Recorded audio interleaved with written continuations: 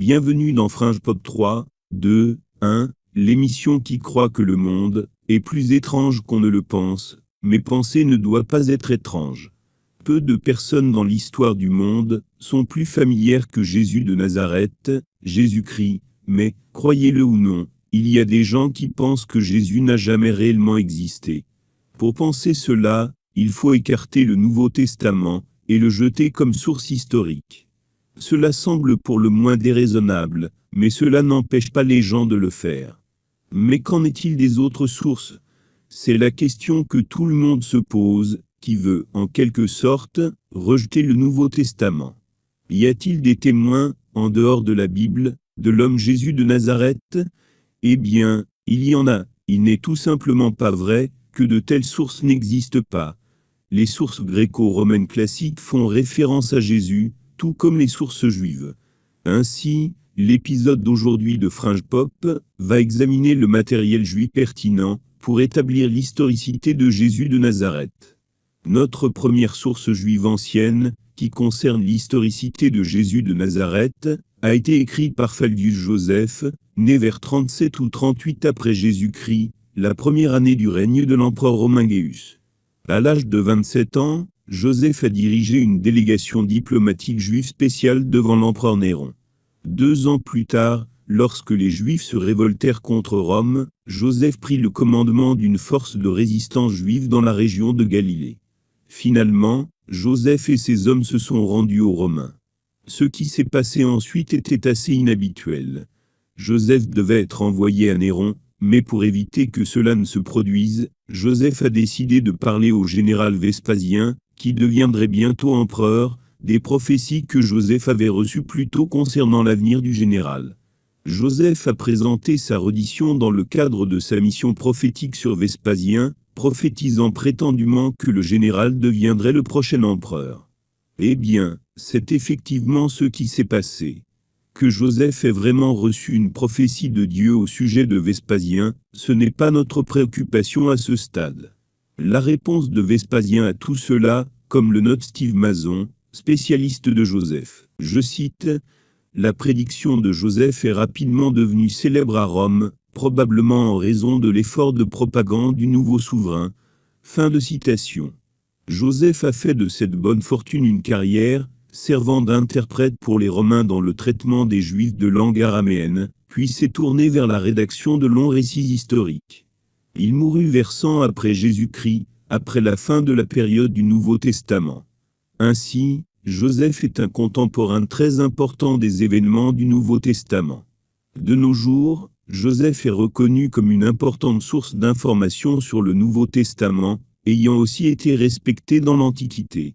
Ces écrits ont été copiés par les premiers chrétiens, en raison de leur contenu sur des personnes nommées dans les livres de l'Évangile. Joseph mentionne Jésus à 2 reprises, et le premier cas reste sans controverse parmi les érudits. Rappelant le comportement du grand prêtre, Anania, ou Anana, Joseph a écrit, je cite, « Il assembla le Sanhédrin des juges, et fit comparaître devant lui le frère de Jésus, appelé Christ, dont le nom était Jacques, et quelques autres.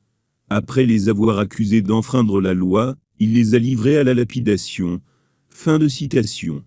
Certains prétendent que Joseph ne parle pas ici du Jésus du Nouveau Testament, mais qu'il a en vue un juif au hasard, qui s'appelait simplement Christ, ou que le mot Christ a été ajouté au texte de Joseph plus tard par un scribe chrétien. Cela n'a en fait que peu de sens, comme l'a noté Robert Van Voorst dans son livre « Jésus dans des sources extérieures au Nouveau Testament », un scribe chrétien plus tardif, je cite, « aurait utilisé un langage élogieux pour décrire Jacques et surtout Jésus, l'appelant le Seigneur ou quelque chose de similaire, au moins il aurait utilisé le terme Christ d'une manière absolue. » Les mots de Joseph, appelé Christ entre guillemets, sont neutres et descriptifs, destinés ni à confesser ni à renier Jésus, en tant que Christ. Ainsi, Joseph distingue ce Jésus des nombreux autres qui mentionnent, qui portaient ce nom commun. Fin de citation. Alors que la première référence de Joseph à Jésus reste sans controverse, à qui d'autre se référait-il? Sa deuxième référence à Jésus est beaucoup plus problématique et controversée. Cela se trouve dans Joseph, Antiquité 18. 63 à 64, et est connu comme le Testimonium Flavianum, en traduction le témoin de Flavius Joseph à Jésus. Voici le passage. Je cite, « C'est à cette époque que vient Jésus, un homme sage, s'il convient de l'appeler un homme, car il était un artisan d'actes incroyables, un enseignant de ceux qui acceptent la vérité avec plaisir.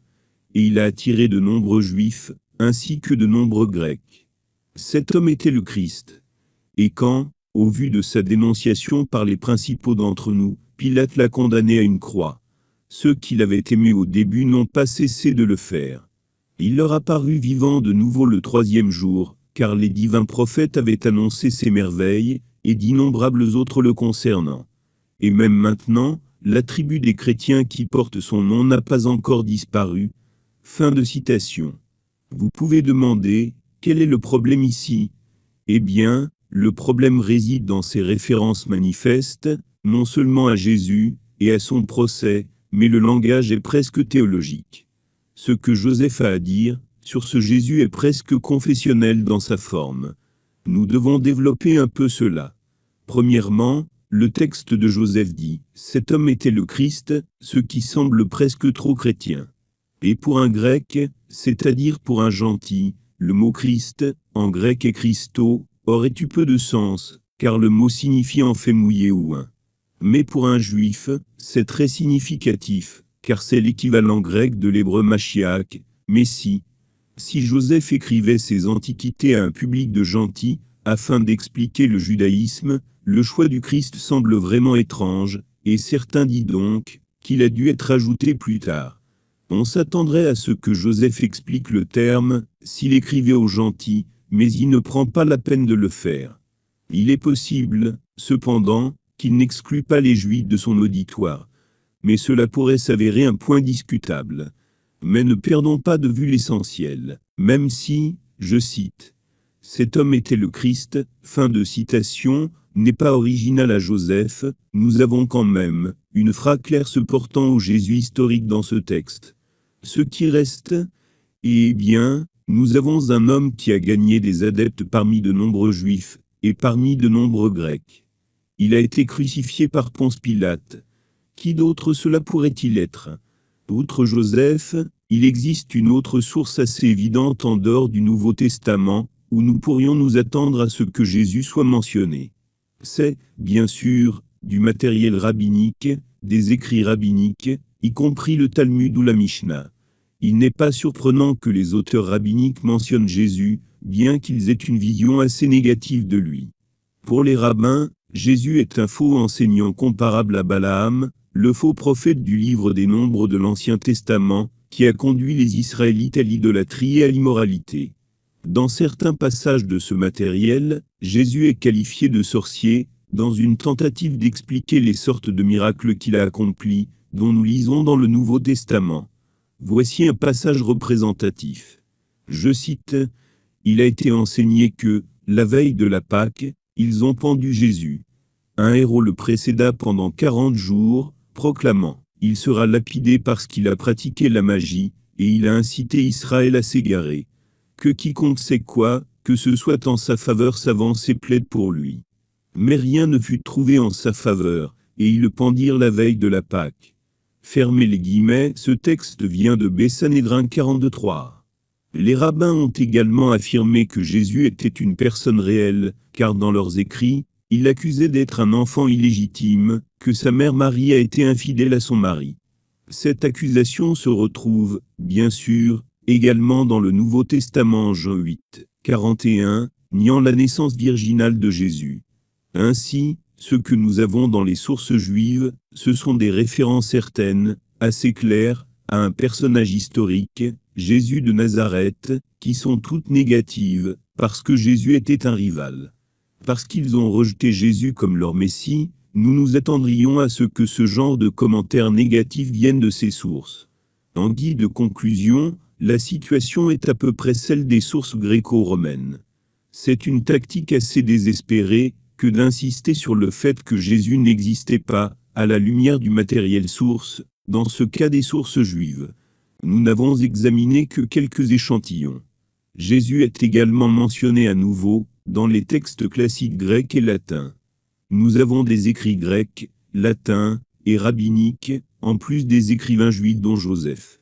Tout ce matériel accompagne le Nouveau Testament, témoignant que Jésus de Nazareth était en effet un véritable personnage historique. Il faut donc se poser la question, pourquoi le désespoir? Pourquoi s'inquiéter de savoir si Jésus était historique ou non? Il est difficile pour moi de ne pas conclure qu'il y a un petit facteur de peur ici.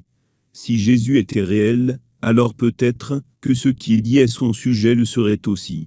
Merci d'avoir visionné Franche POP 321. Nous espérons que vous reviendrez visionner d'autres vidéos, et n'oubliez pas de visiter notre site web, car ce que tu sais peut ne pas être vrai.